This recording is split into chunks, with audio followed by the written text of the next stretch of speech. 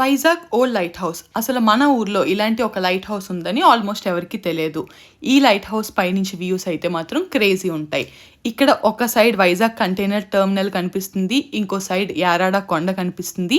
And highlight ఏంటంటే 3 కొండల మీద ఉన్న వెంకటేశ్వర స్వామి మసీద్ అండ్ రోజ్ హిల్ చర్చ్ కూడా కనిపిస్తాయి.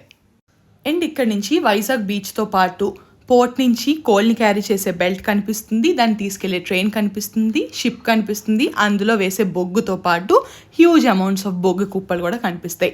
అండ్ ఇవన్నీ చూడాలంటే ఒక పెద్ద సాహసం చేసి ఈ పైన కనిపిస్తున్న మెట్లు మాత్రం ఎక్కేయాలి. అండ్ ఇంకొకటి ఏంటంటే ఇక్కడ కనిపిస్తున్న ఫిరంగి 1802కి సంబంధించింది. అది 2013లో ఇక్కడ తవ్వకాల్లో దొరికిందంట. అండ్ ఈ లైట్ హౌస్ విషయానికి వస్తే ఇది 52 feet హైట్ ఉంటుంది.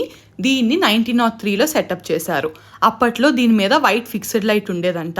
అది 4250 క్యాండిల్స్ వెలిగిస్తే ఎంత లైట్ వచ్చేదో అంత లైట్ వస్తూ అప్ టు 12 miles దాకా కనిపించేదంట. ఇది మన వైజాగ్లోనే సెకండ్ సెటప్ చేసిన లైట్ హౌస్. అండ్ దీని పేరు the old light house Visakhapatnam.